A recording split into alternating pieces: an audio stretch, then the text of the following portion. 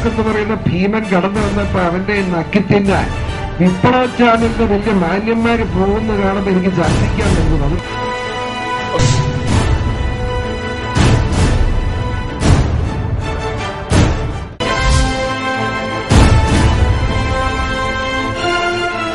Cable TV ഓപ്പറേറ്റർമാർ സ്വയം തൊഴിൽ കണ്ടെത്തുന്നവരാണ്.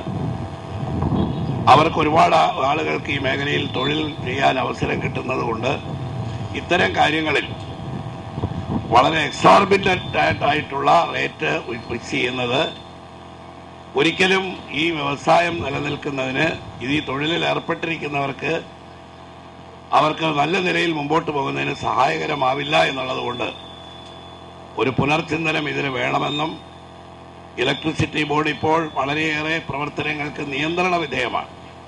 പണ്ടൊക്കെ ഇലക്ട്രിസിറ്റി ബോർഡിന്റെ ഒരു അവസ്ഥ, ബോർഡിന് ഓട്ടോണമസ് അധികാരമുണ്ട്, അവർക്ക് തീരുമാനമെടുക്കാം, ആ തീരുമാനം ഗവൺമെന്റ് അംഗീകരിച്ചാൽ മതി. ഇപ്പോൾ നിയമപരമായി വന്നിട്ടുള്ള ഒരു വ്യത്യാസം, ഇലക്ട്രിസിറ്റി റെഗുലേറ്ററി അതോറിറ്റി വന്നിട്ടുണ്ട്. ഇലക്ട്രിസിറ്റി ബോർഡിന്റെ എല്ലാ പ്രവർത്തനങ്ങളും റെഗുലേറ്ററി അതോറിറ്റിയുടെ നിരീക്ഷണത്തിനും റെഗുലേറ്ററി അതോറിറ്റിയുടെ നിയന്ത്രണത്തിനും വിധേയമാണ്. അപ്പൊ എവിടെയൊക്കെ ചാർജ് കുറയ്ക്കണം, കൂട്ടണം, എങ്ങനെയൊക്കെ ധനാഗമ മാർഗങ്ങൾ ഉണ്ടാക്കണം എന്നുള്ളതിനെ കുറിച്ചെല്ലാം റെഗുലേറ്ററി അതോറിറ്റിയുടെ സ്റ്റാറ്റ്യൂട്ടറി ആയിട്ടുള്ള ചില നിയന്ത്രണങ്ങൾ വന്നിരിക്കുകയാണ്. അതാണ് മന്ത്രി പറഞ്ഞത്. അവരാണ് ചൂണ്ടിക്കാണിച്ചിട്ടുള്ളത്. കാരണം ഇങ്ങനെ കൊടുക്കുന്നതിന് ഇലക്ട്രിസിറ്റി ബോർഡിന്റെ വരുമാനം വർദ്ധിക്കുന്നതിന്റെ ഭാഗമായി ഇലക്ട്രിക് പോസ്റ്റുകൾ കേബിൾ TV ഓപ്പറേറ്റർമാർക്ക് ലൈൻ വലിക്കുന്നതിന് നിങ്ങൾ തുച്ഛമായ തുകയ്ക്ക് കൊടുക്കാൻ പറ്റില്ല.